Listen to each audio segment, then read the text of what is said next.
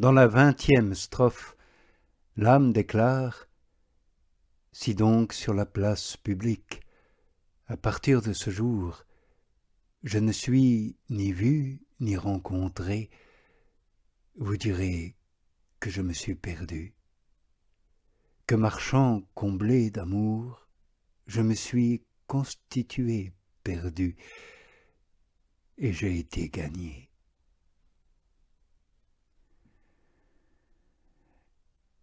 Dans cette strophe, l'âme répond à un reproche tacite que les partisans du monde font d'ordinaire à ceux qui se consacrent véritablement à Dieu. On les accuse d'être exagérés et de se singulariser.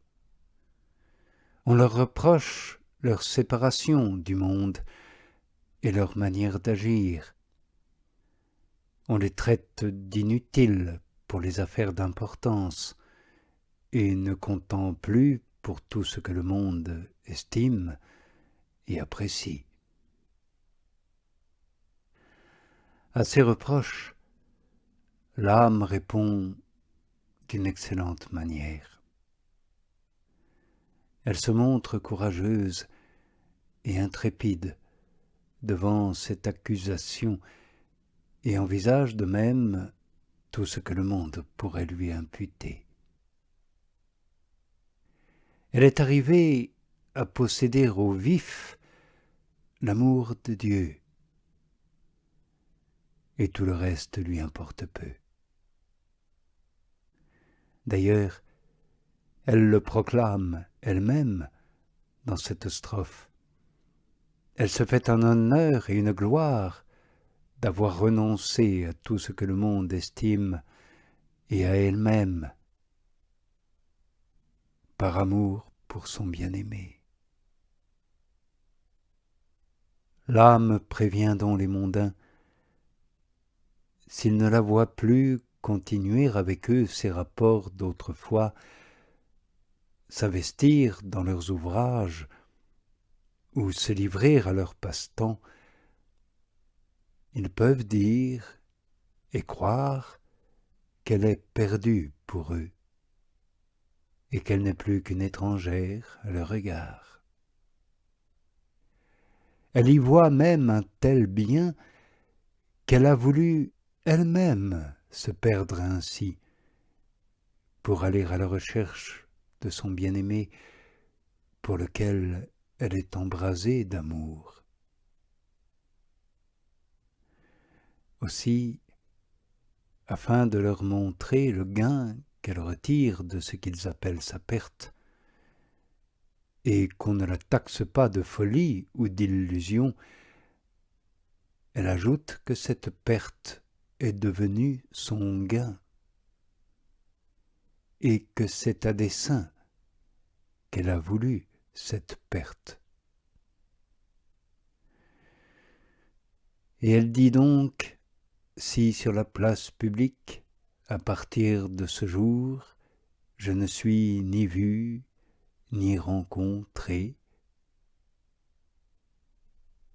On appelle généralement place publique un terrain commun où le peuple a coutume de se réunir pour se reposer, se récréer, et où les bergers font paître leurs troupeaux.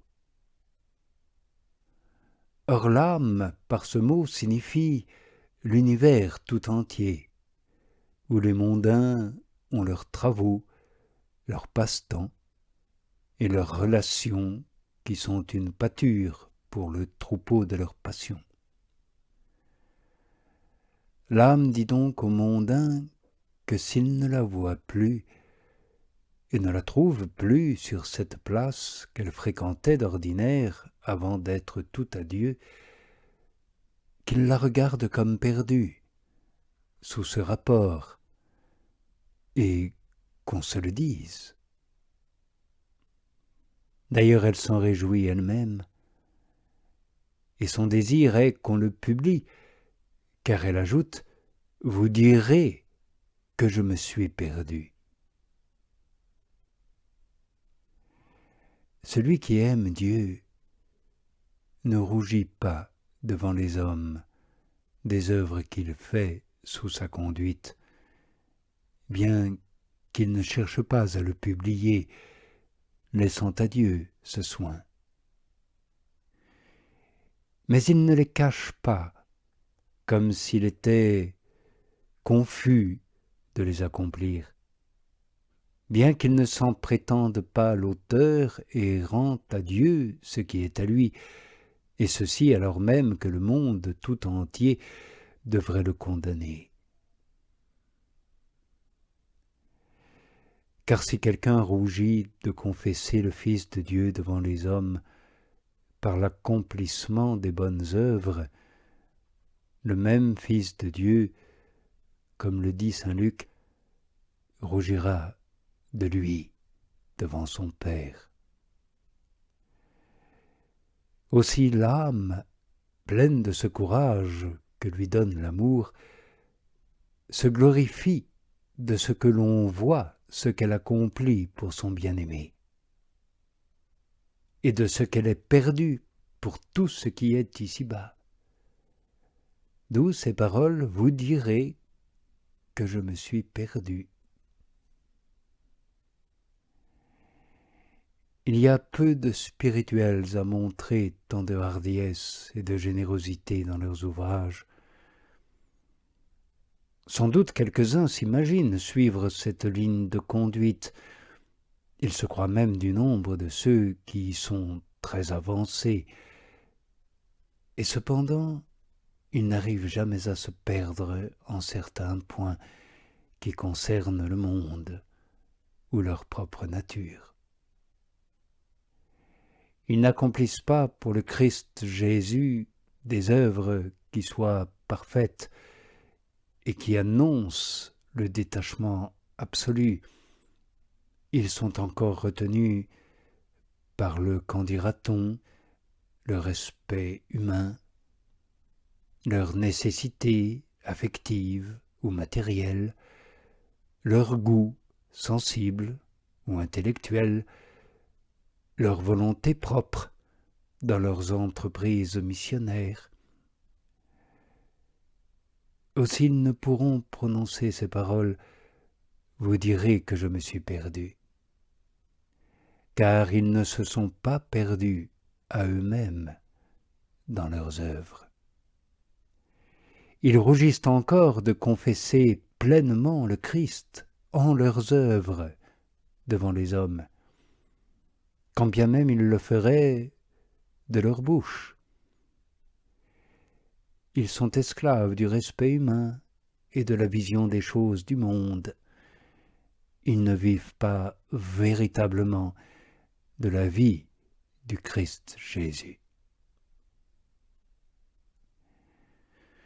Dites donc que je me suis perdu et que, marchant comblé d'amour, c'est-à-dire tout embrasé d'amour, je pratique toutes les vertus, je me suis constitué perdu et j'ai été gagné.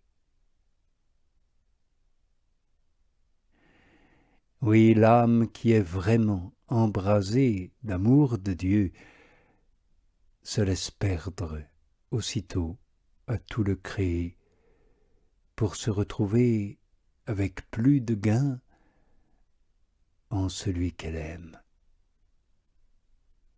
C'est pour cela qu'elle s'est perdue elle-même. Et elle l'a fait de deux manières que nous expliquerons demain.